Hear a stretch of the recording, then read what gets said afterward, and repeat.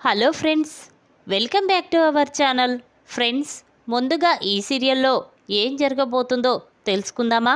ఇక వీడియోలోకి వెళ్ళినట్లయితే విశ్వాని అరెస్ట్ చేయడంతో ఇక సేనాపతి విశ్వ గురించే ఆలోచిస్తూ చాలా బాధపడుతూ అలా రోడ్డుపై నడుచుకుంటూ వెళ్తూ ఉంటాడు. ఇంతలోనే తన ఫ్రెండ్ ఎదురుగా వచ్చి, ఏరా సేనాపతి, నీ కొడుకు భలే ఘనకార్యం చేశాడు కదరా, ఒక ఆడపిల్ల జీవితంతో ఆడుకుంటాడా? అందుకే ఆ రామరాజు కొడుకు కూతురు ఇద్దరూ కలిసి నీ కొడుకుని జైలుకు పంపించారు. ఇప్పటికైనా నీ కొడుకుని బుద్ధి చెప్పుకోరా. చి, ఎలాంటి కొడుకును కన్నావురా అని చెప్పి ఇక తన ఫ్రెండ్ సేనాపతిని చాలా అవమానించి అక్కడి నుంచి వెళ్ళిపోతాడు. ఇక అది చూసిన సేనాపతి కోపంతో రగిలిపోతూ ఉంటాడు. ఒరేయ్ రామరాజు, ఇదంతా నీ వల్లే నా కొడుకు జీవితం నాశనమైపోతుందిరా అని చెప్పి ఇక ఆలోచించుకుంటూ వెళ్తూ ఉంటాడు. ఇంతలోనే సేనాపతి ఎదురుగా ఒక లారీ వచ్చి సేనాపతిని ఢీ కొడుతుంది. ఇక వెంటనే సేనాపతి రక్తపు మడుగులో అక్కడే పడిపోతాడు. ఇక ఇంతలోనే రోడ్డు మీద కొంతమంది గుంపులుగా ఉండి చూస్తూ ఉంటారు. ఇక ఇంతలో అటుగా వెళ్తున్న రామరాజు, ఇదేంటి రోడ్డుపైన అంత జనం ఉన్నారు, ఏం జరిగి ఉంటుంది అని అనుకుంటూ ఉండగా అప్పుడు తిరుపతి, బావా, ఎవరికో యాక్సిడెంట్ జరిగినట్టుంది, అందుకే చాలామంది ఉన్నారు, పద బావా వెళ్ళి ఒక్కసారి చూద్దాం అని చెప్పి తిరుపతి అనగానే అప్పుడు రామరాజు, సరే వెళ్దాం పదరా అని చెప్పి ఇద్దరూ కలిసి అక్కడికి వస్తారు. అక్కడికి వచ్చి చూసేసరికి ఆ రోడ్డు పైన పడి ఉంది ఎవరో కాదు, సేనాపతి. సేనాపతిని చూసిన రామరాజు షాక్ అయిపోయి చూస్తూ ఉంటాడు. ఒరే తిరుపతి, మీ అన్నయ్యరా అనగానే అప్పుడు తిరుపతి, అవును బావా, వెంటనే మనం మా అన్నయ్యని హాస్పిటల్కి తీసుకువెళ్దాం, పద బావా అనేసరికి ఇక రామరాజు వెంటనే సేనాపతిని తీసుకొని హాస్పిటల్కి వెళ్తాడు. ఇక అక్కడ డాక్టర్తో, డాక్టర్, తను నా బామ్మర్ది, ఎలాగైనా అతని ప్రాణాలు కాపాడండి ప్లీజ్ డాక్టర్, ఎంత డబ్బు ఖర్చైనా పర్వాలేదు, నేను చూసుకుంటాను అని చెప్పడంతో అప్పుడు డాక్టర్ సరేనండి అని చెప్పి సేనాపతిని లోపలికి తీసుకువెళ్ళి ట్రీట్మెంట్ చేస్తూ ఉంటాడు. ఇక రామరాజు, ఒరే తిరుపతి, ఏంట్రా మీ అన్నయ్యకి ఇలా జరిగిందేంట్రా, మరి మీ అక్కకి ఫోన్ చేసి చెప్పు, లేకపోతే మీ అన్నయ్య ఇంకే ఇంటికి రాలేదని ఎదురు చూస్తూ ఉంటుంది అనగానే అప్పుడు తిరుపతి, సరే బావా అని అంటాడు. ఇక భద్రావతి మాత్రం సేనాపతి కోసమే ఎదురు చూస్తూ ఉంటుంది. ఏంటి ఇంకా సేనాపతి ఇంటికి రాలేదేంటి, ఇంత రాత్రి అవుతున్నా ఇక ఒంటరిగా బయట తిరగడమేంటి, ఎక్కడికి వెళ్ళినా వాడు నాతో చెప్పి వెళ్ళేవాడు, కానీ ఈరోజు చెప్పకుండా వెళ్ళాడు, ఎక్కడికి వెళ్ళి ఉంటాడు, ఇంతవరకు ఇంటికి తిరిగి రాలేదేంటి అని భద్రావతి అనుకుంటూ ఉండగా ఇక రేవతి భద్రావతి దగ్గరికి వచ్చి, వదిన, మీ తమ్ముడు ఇంకా ఇంటికి రాలేదు, నాకేదో భయంగా ఉంది వదిన అనగానే అప్పుడు భద్రావతి, ఏంటే వాడేమైనా చిన్నపిల్లగాడా, తిరిగి వస్తాలే, నువ్వేమి కంగారు పడకు, లోపలికి వెళ్ళు అని చెప్పగానే రేవతి సరే వదిన అని లోపలికి వెళ్ళిపోతుంది. భద్రావతి మాత్రం సేనాపతి గురించే ఆలోచిస్తూ ఉంటుంది. ఇదేంటి, నేను రేవతికి ధైర్యం చెప్పాను, నాకు భయం వేస్తుందేంటి అనుకుంటూ ఉండగా ఇంతలోనే భద్రావతికి తిరుపతి నుండి ఫోన్ వస్తుంది. ఈడేంటి ఎప్పుడూ లేంది నాకు ఫోన్ చేస్తున్నాడేంటి, ఏమై ఉంటుంది అనుకొని ఇక భద్రావతి, వీడు ఫోన్ చేసేది ఏదో ఆ రామరాజు గొప్ప గురించే చెప్తుండొచ్చు అని చెప్పి ఫోన్ పక్కకి పెట్టేస్తుంది. ఇక తిరుపతి మాత్రం పదే పదే ఫోన్ చేయడంతో భద్రావతి, వీడు పదే పదే ఫోన్ చేస్తున్నాడంటే ఏదో ముఖ్యమైన విషయమే ఉంటుంది అని చెప్పి వెంటనే ఫోన్ లిఫ్ట్ చేసి, ఏంట్రా తిరుపతి, ఈ టైంలో ఫోన్ చేస్తున్నావు, ఏం కావాలి అనగానే అప్పుడు తిరుపతి, అక్క, అన్నయ్యకి ఈ యాక్సిడెంట్ జరిగింది, నేను అన్నయ్యని హాస్పిటల్లో అడ్మిట్ చేశాను, వెంటనే మీరు రండి అక్క అని తిరుపతి చెప్పగానే భద్రావతి షాక్ అయిపోయి చూస్తూ ఉంటుంది. ఏంట్రా, ఏం మాట్లాడుతున్నావు నువ్వు, సేనాపతికి ఈ యాక్సిడెంట్ జరగడమేంట్రా అనగానే అప్పుడు తిరుపతి, అక్క, ముందు మీరు హాస్పిటల్కి రండి, ఆ వివరాలన్నీ ఇక్కడికి వచ్చాక చెప్తాను అని ఫోన్ పెట్టేశాడు. ఇక భద్రావతి రేవతిని అందరినీ తీసుకుని హాస్పిటల్కి వెళ్తుంది. ఇక అందరూ కూడా సేనాపతి కోసం బాధపడుతూ ఉండగా ఇక భద్రావతి చాలా కోపంగా రామరాజు దగ్గరికి వెళ్ళి, ఒరేయ్ రామరాజు, ఇదంతా నీ వల్లే కదరా, నీ వల్లే నా తమ్ముడు ఇప్పుడు ఈ పరిస్థితుల్లో ఉన్నాడు, వాటికి కారణం నువ్వే కదరా, చెప్పు, నా తమ్ముణ్ణి ఏం చెయ్యాలనుకున్నావు, ఎందుకు ఇలా చేస్తున్నావు అని భద్రావతి రామరాజు కాలర్ పట్టుకొని నిలదీస్తూ ఉంటుంది. అది చూసిన తిరుపతికి చాలా కోపం వస్తుంది. వెంటనే భద్రావతి దగ్గరికి వచ్చి, అక్క, ఏం చేస్తున్నావో నీకైనా అర్థమవుతుందా? అసలు అన్నయ్యకు ఈ పరిస్థితికి రావడానికి కారణం నువ్వు, నీ వల్లే మా కుటుంబం నాశనమైపోతుంది. నువ్వు పగలు ప్రతీకారాలంటూ మా జీవితాలని సంతోషంగా ఉండనివ్వడం లేదు. ఏ ఒక్కరోజైనా అన్నయ్య సంతోషంగా ఉన్నాడా? ఎప్పుడు పగలు ప్రతీకారాలంటూ అన్నయ్యని రెచ్చగొట్టావు. ఇప్పుడు ఏం జరిగింది? తన కన్న కొడుకు జైల్లో ఉన్నాడన్న ఒకే ఒక కారణం చేత వాడి గురించే ఆలోచిస్తూ అన్నయ్య రోడ్డు మీద పరధ్యానంగా నడవడం వల్లే ఇప్పుడు యాక్సిడెంట్ జరిగింది. అన్నయ్య ఈ పరిస్థితుల్లో ఉండడానికి కారణం నువ్వే, నీ వల్లే అన్నయ్య జీవితం నాశనమైపోయింది అని తిరుపతి భద్రావతిని అంటూ ఉంటాడు. అప్పుడు భద్రావతి, ఒరే తిరుపతి, నీకు తెలియదురా, అసలు ఈ ప్లాన్ వేసిందే ఈ రామరాజుగాడు. నా తమ్ముణ్ణి నాకు కాకుండా చెయ్యాలని చూస్తున్నాడ్రా, అందుకే ఈ యాక్సిడెంట్ అని నాటకమాడుతున్నాడు అనగానే ఇక తిరుపతికి చాలా కోపం వస్తుంది. వెంటనే భద్రావతి చెంప పగలగొడతాడు. చూడక్క, వయసులో పెద్దదానివి, కానీ నేను కొట్టకుండా ఉండలేకపోయాను. ఇంకొకసారి నువ్వు బావ గురించి తప్పుగా మాట్లాడావంటే నీ ప్రాణం తీసేస్తాను. చూడు బావ, నేను అక్కడికి వెళ్ళి ఉండకపోతే అన్నయ్య ఇప్పుడు ఈ పరిస్థితుల్లో కూడా ఉండేవాడే కాదు, మనకు శాశ్వతంగా దూరం అయ్యేవాడు. ఇంకొకసారి బావ గురించి తప్పుగా మాట్లాడొద్దు, అన్నయ్యని కాపాడిందే బావ అని ఇక తిరుపతి భద్రావతికి వార్నింగ్ ఇస్తాడు. అది చూసిన రేవతి, ఏంటి తిరుపతి, ఎంత చెప్పినా వాళ్ళకి అర్థం కాదు, వాళ్ళ మొండి పట్టుదల వాళ్ళకే. అసలు ఈ భద్రావతి వల్లే మన జీవితాలు ఇలా నాశనం అవుతున్నాయి అని చెప్పి రేవతి కూడా భద్రావతిని తిడుతూ ఉంటుంది. ఇక అదంతా చూసిన భద్రావతి చాలా బాధపడుతూ ఉంటుంది. ఇంతలోనే డాక్టర్ బయటికి వస్తాడు. డాక్టర్ని చూసిన రామరాజు, డాక్టర్, ఇప్పుడు అతనికి ఎలా ఉంది? తన ప్రాణాలకి ఎటువంటి ప్రమాదం లేదు కదా అనగానే అప్పుడు డాక్టర్, చూడండి, తనకి యాక్సిడెంట్ జరగడం వల్ల బ్లడ్ చాలా పోయింది. ఇప్పుడు అతనికి బ్లడ్ ఎక్కించే పరిస్థితి వచ్చింది. వెంటనే మీరు బ్లడ్ బ్యాంకుకి వెళ్ళి బ్లడ్ తీసుకురండి అని చెప్పడంతో అప్పుడు భద్రావతి షాక్ అయిపోయి చూస్తూ ఉంటుంది.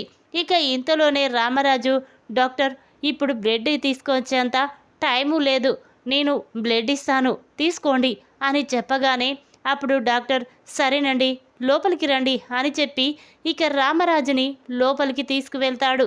ఇక రామరాజు సేనాపతికి బ్లడ్ ఇస్తాడు. ఇక డాక్టర్ బయటికి వచ్చి, చూడు భద్రావతి గారు, మీ తమ్ముడి ప్రాణాలకి ఎటువంటి ప్రమాదము లేదు, రామరాజు బ్లడ్ ఇచ్చాడు అని చెప్పడంతో ఇక అందరూ చాలా సంతోషపడుతూ ఉంటారు. ఇంతలోనే రామరాజు బయటికి రావడంతో భద్రావతి వెంటనే తన 2 చేతులెత్తి రామరాజుకి దండం పెడుతుంది. అది చూసిన రామరాజు, ఏంటండి, ఏంటి మీరిలా?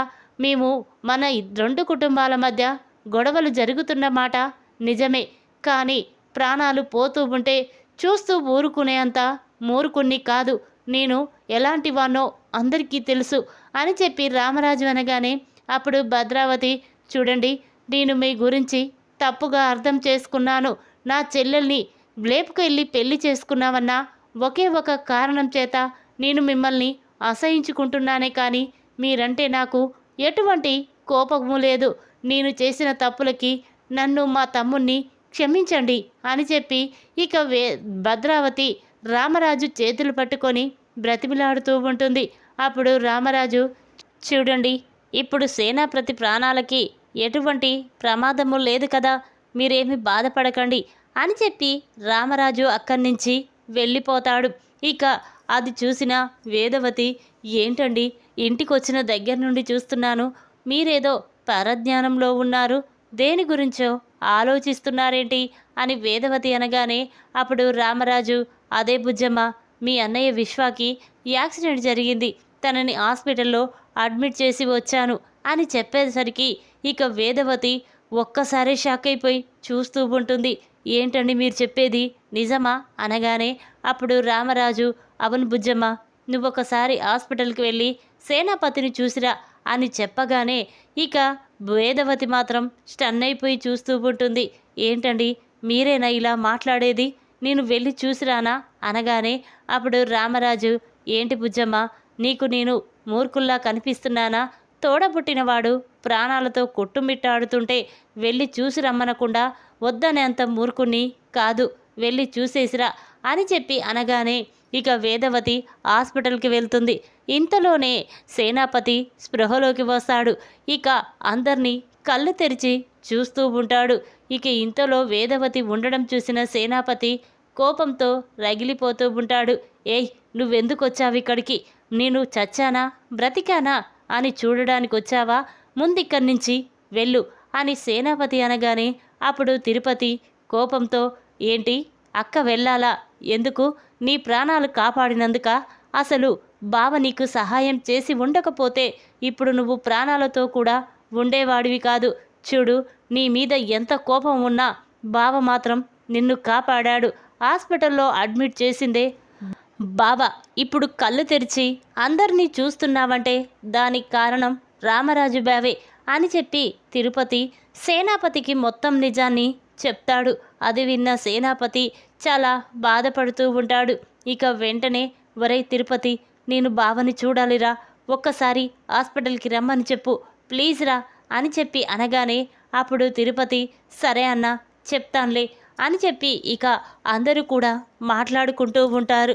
ఇంతలోనే తిరుపతి వెంటనే తన ఫోన్ తీసి రామరాజుకి ఫోన్ చేయడంతో ఇక రామరాజు ఫోన్ లిఫ్ట్ చేసి, చెప్పరా తిరుపతి అనగానే అప్పుడు తిరుపతి, బావా, అన్నయ్య నిన్ను చూడాలంటున్నాడు, నీతో మాట్లాడాలంటున్నాడు, ఒక్కసారి నువ్వు హాస్పిటల్కి రా బావా అనగానే ఇక రామరాజు, ఒరే తిరుపతి, మళ్ళీ నేను అక్కడికి వస్తే గొడవలవుతాయి, వద్దులేరా, ఇప్పుడు ప్రశాంతంగా ఉందిగా, వదిలేయ్ అనేసరికి అప్పుడు తిరుపతి, లేదు బావా, అన్నయ్య నీ గురించి చాలా బాధపడుతున్నాడు, నిన్ను చూడాలంటున్నాడు, నీతో మాట్లాడాలంటున్నాడు, నీ కాళ్ళు పట్టుకొని క్షమాపణ చెప్పాలంటున్నాడు, రా బావా అనగానే అప్పుడు రామరాజు, సరేరా వెంటనే వచ్చేస్తాను అని చెప్పి రామరాజు సేనాపతి కోసం హాస్పిటల్కి వెళ్తాడు.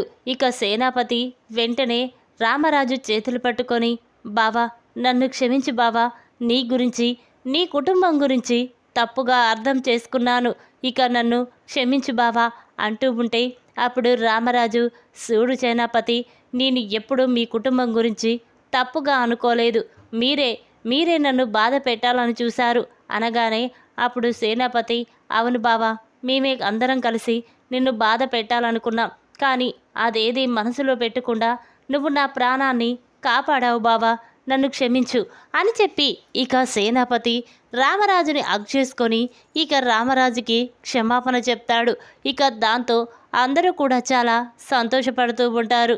ఇంతలోనే సేనాపతి, బావా నీతో ఒక నిజం చెప్పాలి అనగానే అప్పుడు రామరాజు, ఏంటి సేనాపతి, ఏంటా నిజం అనేసరికి ఇక సేనాపతి, బావా ఇన్ని రోజులు శ్రీవల్లి ఎంతో మంచిదనుకొని నువ్వు శ్రీవల్లి మాటలు విని మోసపోయావు.